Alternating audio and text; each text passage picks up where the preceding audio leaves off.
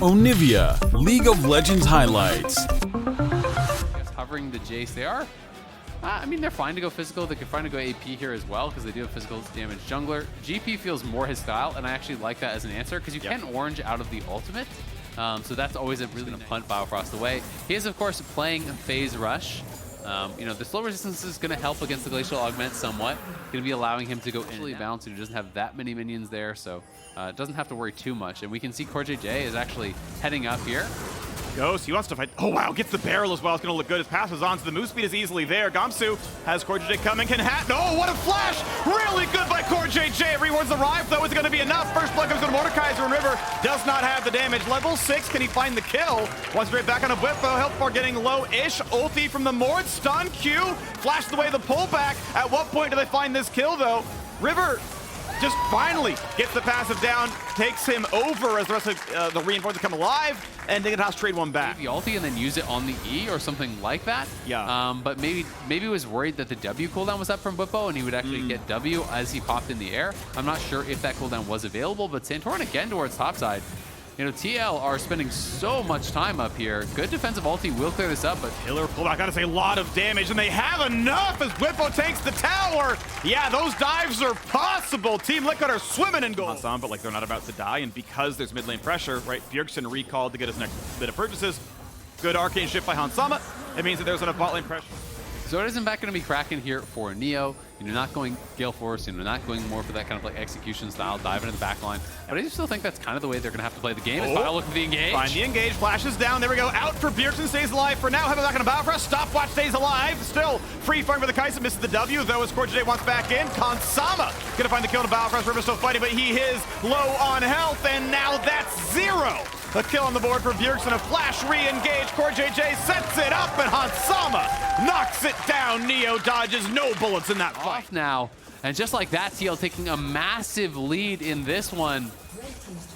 Biofrost had a strong initial engage, and now he's roaming out towards this top side, but Whippo has the ulti, so there's not really anything you can do here. If you engage as Biofrost, he's just going to ult Leona and kill you. Dignitas, FTX still gold, looking pretty good on the TL side. I mean, this was close. This was 1,000 gold. It's 4x that now.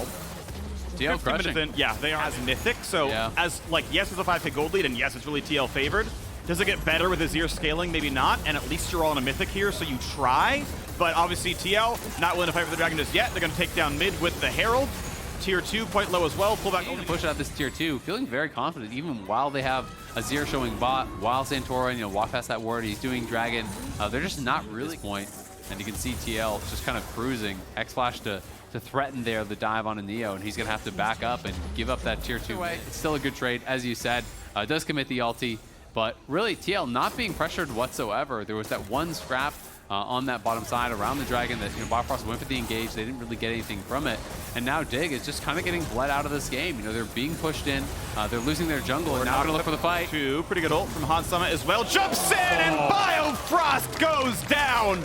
W on cooldown. He walked over with it on. CoreJJ, whatever's going to withstand that damage. Really nice setup. The TL duo lane kills enemy support. This is going to be a lot of damage, though. He's ultiless. That's ultable. Right? Like, did he not have stacks? Did he actually, was that only Q, no auto? Stacks. I think he's just scared to go in, right? And to be fair, if he goes in there, sat on his ult there, you know, to me, that was really the moment where you're like, well, I think you're maybe playing a little bit too defensive, because if your team is committing ults and summoners for this, and you're just willing to... Ornn, Leona, whatever it is, those are the items. Again, there are better champions for that setup. You know, a Kai'Sa, sorry, a Xayah, things like that will look a lot better for you. Nice try on the blue buff there. Yeah, I'm pretty sure Core got it. Blue's going to find a slow. They're going to find the ulti across the wall. Hansama cleanses. There's the dive in, but Exhaust is in. Neo stealth, but they might have baited in. Santorin nearly gets that kill. CoreJJ will drop, but I love finally going in for the play. Stealth back out and makes one half of it. Be careful. They're going to find Mordekaiser for a second. Ulti might have been well timed. Whippo still holding it, but Neo has to flash. Almost maybe grabbed into the death realm. If you ult the Viego and he just ults over the wall, your ulti is going to be wasted. Oh, nice play there. I do like that one. This time Gamsu does not have flash. Bjergsen does, and grabs 300 gold, shares half of that to Hansama. Yeah, great pickup, and right before the dragon spawning, so pretty much guaranteeing they're going to get that. River should be spotted. Yeah, he's walking over that ward, so Bwipo gonna look for him. Does have the ulti. Even if he can catch up to Biofrost, they're TPing in. Frost not going to find the route just yet, but Bjergsen very much alone. Cordia J Santorin on the way. No ulti, summons a turret for a time. Stopwatch coming in is going to be enough now. Biofrost going to lose his W pretty soon. Kaisa lands onto a minion. Naka comes across. There's the pullback. Bwipo's in for 1 second to Santorin, and that's going to be Team Liquid saying, you think you caught us, but we knocked you down. Flash checked in, 3 items for Hunt. It is the Rylai's for Bwipo and for Bjergsen. So really prioritizing those slows there. Going to be able to grab the Baron. The turret's going to grow that one over 2,000 easily. Bot, or mid, I should say.